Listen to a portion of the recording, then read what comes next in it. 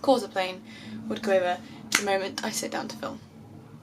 Hi guys, and welcome back to Irony Completed. So today's video is going to be something a little bit more serious, something that I have been wanting to film for a while, and that's kind of just a general video about mental health, my mental health story, and my thoughts on the whole thing. And I don't want to pretend to be an expert. Just because I've gone through mental health problems does not mean that I can speak universally for everyone who's had depression or everyone who's had disorders that I have never been diagnosed with. This is just my 2 cents and my story, and something that I think that people would be interested in from questions that I have asked on Twitter. And I know I said I wasn't going to film this till after revision because I don't want to film sad things during revision, but actually I decided to film it because I couldn't get the idea of filming it out of my head last night when I was thinking about it, and then this morning after I tweeted about it I couldn't get the idea of filming this video out of my head, and I kept thinking about it, so I thought I should film it before it consumed me. Another thing is, yes, I'm not wearing makeup again. You guys are getting to see my naked face quite a lot. In fact, not only am I not wearing makeup, I'm also wearing pyjamas and I haven't done my hair. You guys are very lucky to see me in my natural state right now because I have this giant F-off spot on my chin. I think the best place to start when talking about mental health issues is to say that yes, I completely understand that this is a controversial topic. And like I said, I'm not professing to speak for everyone who's ever had any mental health problem. I'm only pretending to know and understand my own struggles, because even if 2 people are diagnosed with the same mental health problem, they could have 2 very different experiences. And that's been something that I have definitely found out from my experience with friends and family members who have also suffered from mental health issues. I think probably the best place to start is to tell you my story, and I don't want to make this too long, so it's going to be very brief, but I want to be honest with you guys and open, because I have discussed self-harm before and I was a self-harmer, and I just want to get everything out in the open and talk about it before I start talking about recovery and tools that I have found useful. I have written down some notes, so if you see me looking down, it's because I'm reading off of a piece of paper because I didn't want to forget anything, not because I can't remember my own life. I was actually first diagnosed with severe depression in 2011. I was 15 years old and going into GCSEs, and it was my last year at school before I went on to sixth form. And just before Christmas in 2011, I was really struggling with anxiety, and I was having a lot of anxiety attacks surrounding school, and I began to miss a lot of school, and this began to make me feel quite depressed and quite isolated. And then the icing on the cake was that my uncle Ron died around the same time that I was having a lot of difficulties within myself, and that made everything a lot worse. It's not even that I was particularly close to him, although I did love him very dearly and I will always have very fond memories of my Uncle Ron. It's just that it was like the cherry on top of a pile of shit that had been going on in my life, or that I felt had been going on in my life. I actually first had counselling much earlier than that though, although I was never diagnosed with anything. I actually saw a counsellor probably when I was around 11 or 12 years old because I was having suicidal ideation and suicidal thoughts.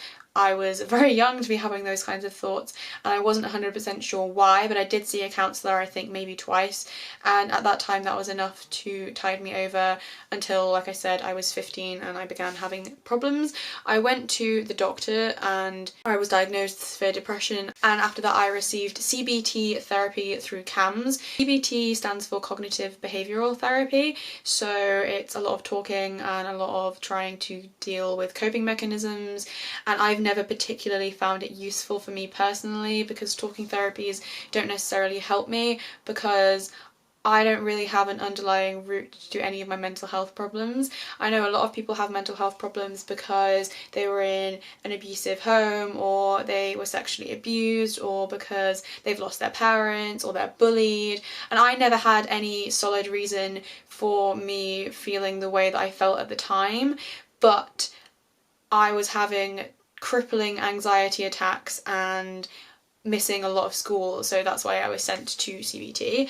And like I said, I didn't particularly find it helpful. The thing that I found most helpful about it was talking to someone, because talking to someone is something that is really useful for a lot of different kind of mental health problems. But overall the therapy didn't necessarily work, and eventually I weaned myself into going back to school, and after I passed all of my GCSEs in the summer of 2012, I felt a whole lot better about everything, which was pretty great, and I started to feel better, and I started to feel like things were improving for me, and I'm not 100% sure why that happened, but it did, and that was great. And everything was fine for about a year, and then in 2013, towards the summer of 2013, I was re-diagnosed with severe depression, and this time I had a more solid basis for my problems I was having. I was going through a really terrible breakup at the time,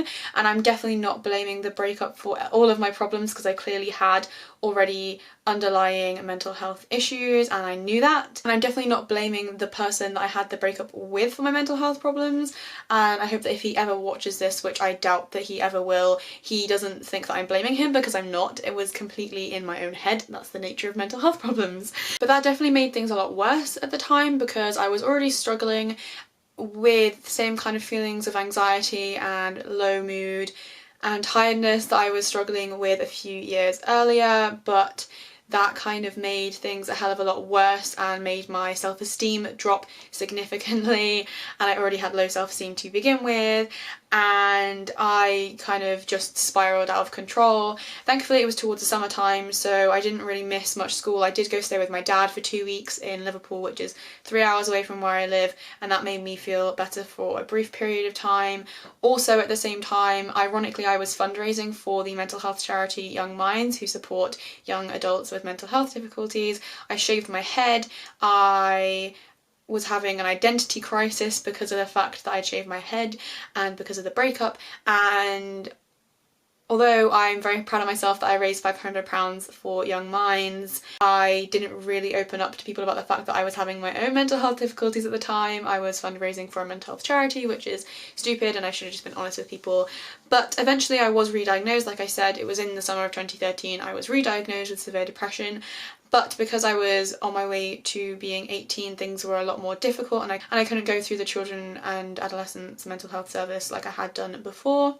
I was placed onto antidepressants. At first I was placed onto Prozac, and that gave me crippling side effects, and I definitely don't want to say that antidepressants don't work for people, because I definitely know people who they have been effective for, and I do think that in some cases they can be very, very helpful. My case, being on Prozac gave me very bad side effects. For one, I had really bad nosebleeds for the first couple of months that I was on the medication, and I'm not 100% sure why I had really bad nosebleeds, but it was like every time I got emotional I would have really, really violent bloody nosebleeds, and it was dramatic, and I know people who have witnessed me have them, so they can testify that it was pretty horrific.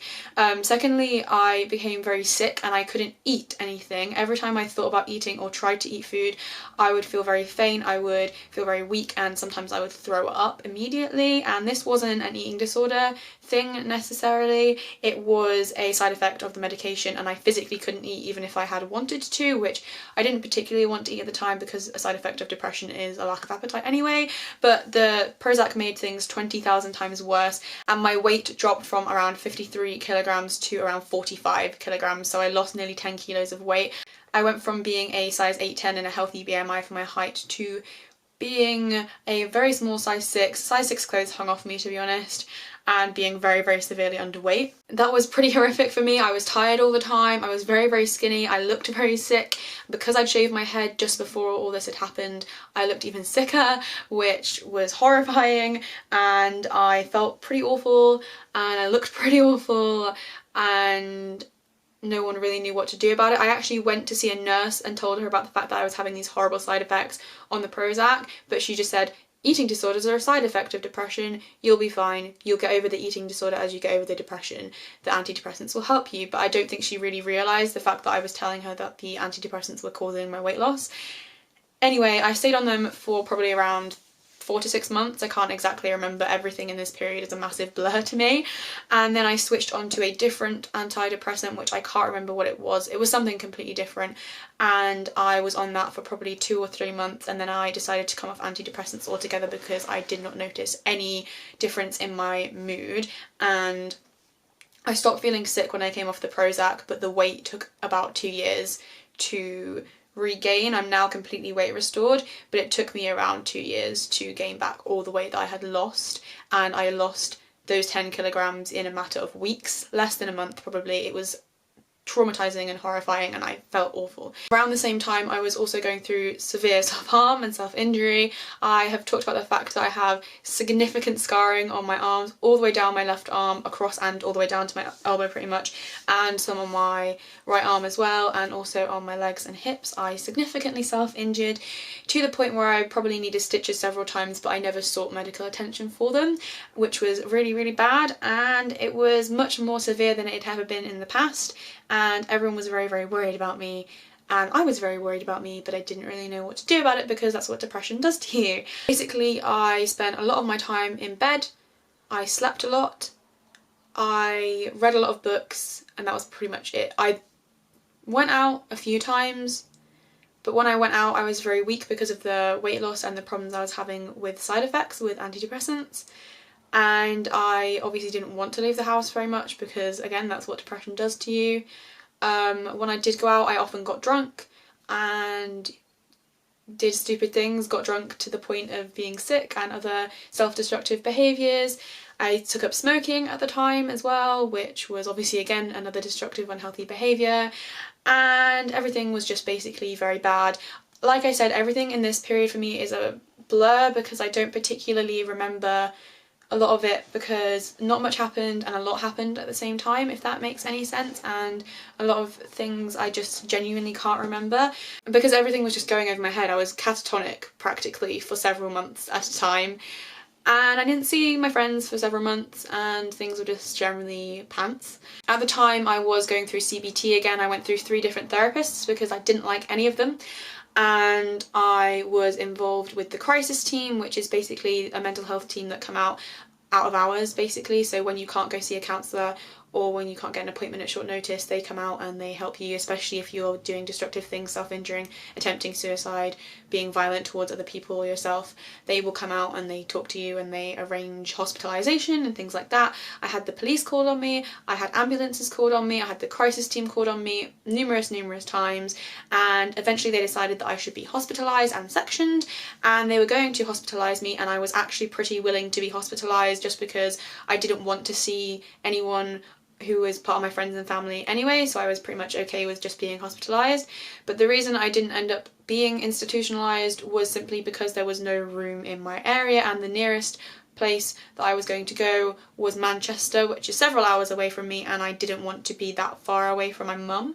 So I didn't end up being hospitalised, but I received outpatient care and I continued to receive CBT therapy. Like I said, none of it particularly helped me, and it was a very, very long progress, but I can honestly say that eventually I began to improve and things were up and down, and now 3 years on from when I was diagnosed with severe depression for the second time, I can honestly say that I am much more secure and stable and healthy in my mind than I ever was before.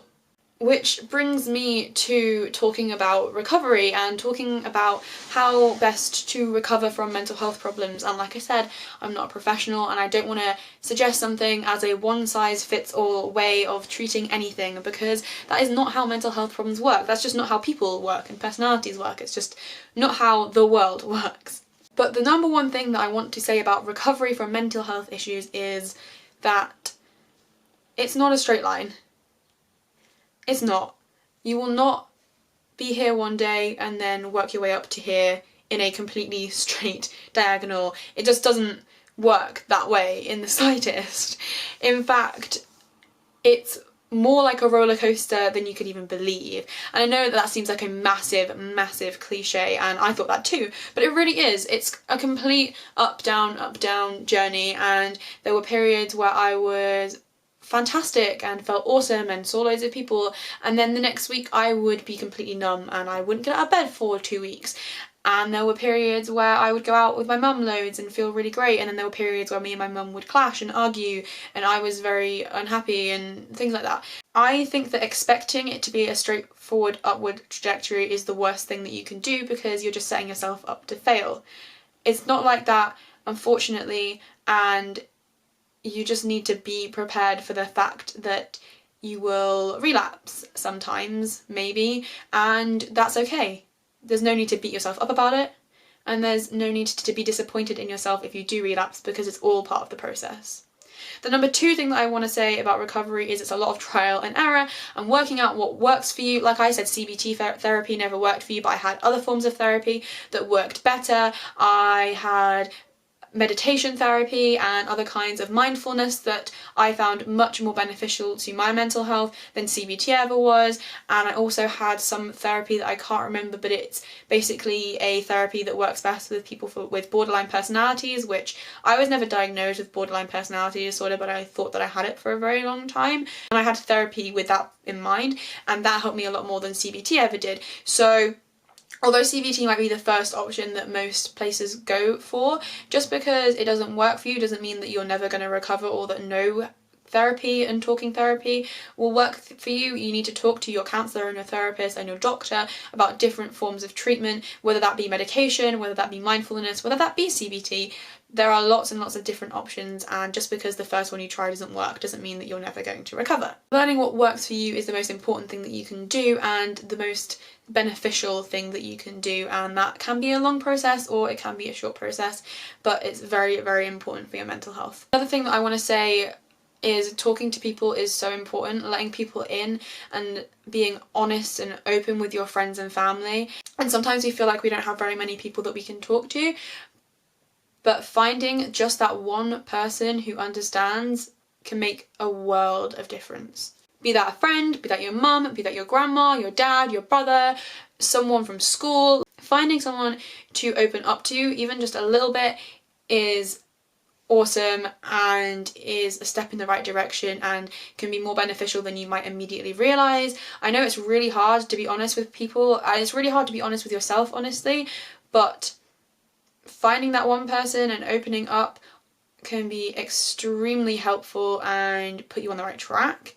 If you don't feel like you have anyone to talk to, journaling is something that helped me immensely. I actually have a video about journaling that I'll link in the description and on a card. I made it last year around this time, and journaling is something that helps me immensely. And whenever I am going through periods of low mood or depression or relapse, I notice, because I'm writing more in my journal, and it does impact my mood and mental health more than I even realised initially. Self-care is something that's also immensely important, whether that be painting your nails and doing your makeup and making yourself look really pretty, doing a face mask, or just drinking enough water and making sure that you're putting the right amount of food and nutrition into your body. Self-care is something that is completely overlooked a lot of the time, and it also is something that, unfortunately, when you're suffering from mental health issues, can be extremely difficult to keep up with.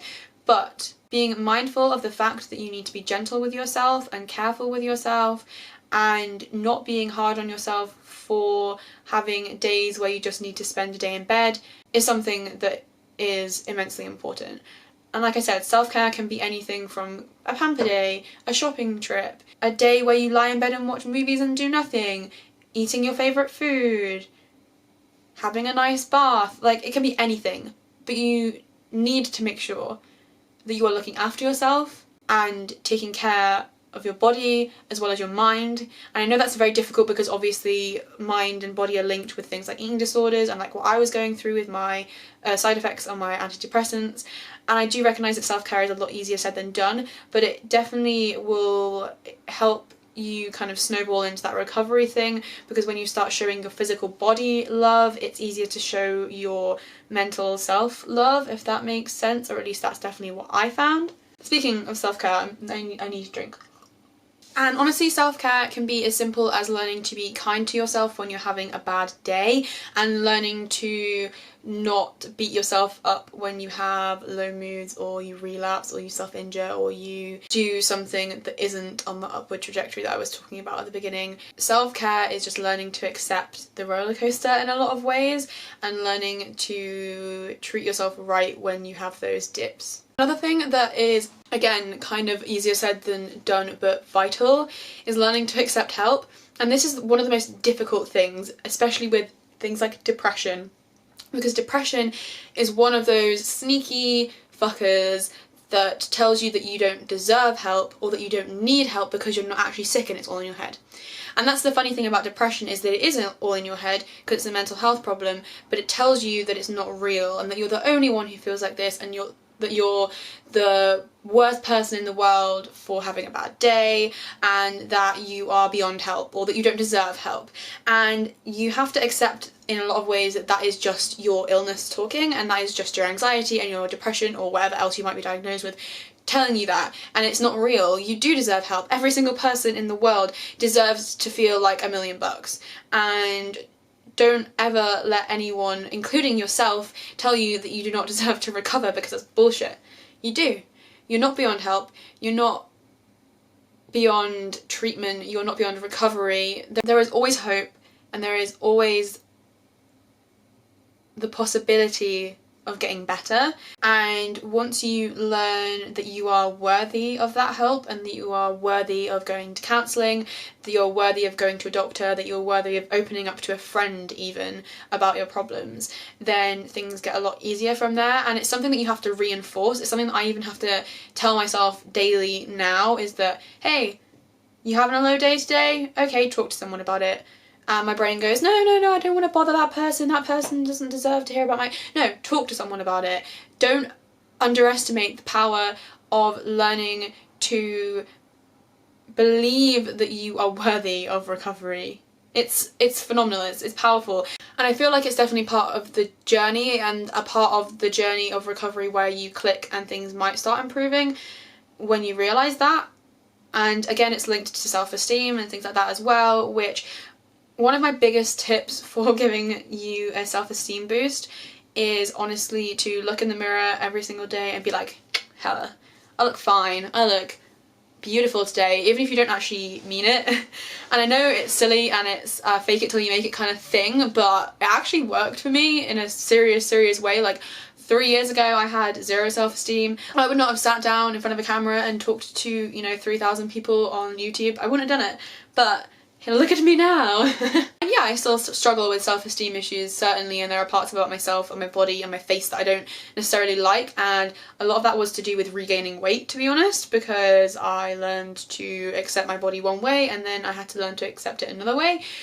But telling yourself that you're beautiful every single day, even if you don't 100% feel it on the inside, is incredibly important and can significantly improve your self-worth. And another thing, and it sounds stupid, but taking selfies definitely helps me as well, and taking the time to do my makeup and make myself feel fabulous helps. So there are lots of different ways, and I'm not saying that these things will work for everyone, or that you should do superficial and shallow and outside things to make you feel good on the inside, but certainly in the process of recovery, making yourself feel great on the outside, or telling yourself that you look great on the outside, can help you feel better on the inside. And like I said, that all links back into feeling worthy, and that might help spiral you into, feeling like you deserve help and accepting that help, and then going through, the motions and stuff. And the last thing that I want to say about mental health recovery, and one of the biggest and most important things, is to not expect miracles, because that's just not how this whole process works, unfortunately. It would be great if no one in the world had depression and no one in the world had all these horrible things that make you feel like shit on the inside, and if we all felt fine and dandy about ourselves all the time. But that's not the way the world works, and there's nothing wrong with you if you have any of these mental health problems. You're not broken, you're not wrong, you're not bad, you're not dirty or tampered with or anything like that. There's absolutely nothing wrong with having a mental health problem or struggling with your mental health. And I feel like that's really important to remember. And like I said, miracles don't happen in recovery, but recovery is possible. And knowing that it is possible for anyone is really important. If I can go from basically being a hermit and a shut-in and having significant self-injury scars all over my body, to being someone who is now confident and happy most of the time and in their second year at university and thriving, then anyone can. And I hope that something that I've said in this video will be helpful to someone out there. If I've even helped one single person with this video, then I'll feel somewhat accomplished and positive about everything. I do hope that you watch this video and feel like you're not alone, because you're not. I also hope that people who watch this video and my subscribers and all the people who've supported me throughout my YouTube journey would feel comfortable in messaging me and talking to me if you feel like you've not got anyone else to talk to, because I really do want this to be a community, and I want people to show each other love and to feel like they can come to my channel and my social media and find a group of people who is positive and helpful and wants to help one another recover and pick each other up and stuff like that. So I hope you guys enjoyed this video. If you did and you'd like to, then please give it a thumbs up and subscribe to my channel. If you want to, leave down in the comments some of your tips for mental health recovery and self-love and self-care, because I'm sure that we can all benefit from them. Thank you guys so much for watching, and I will see you in my next video, which will be less serious than this one, I promise. Bye.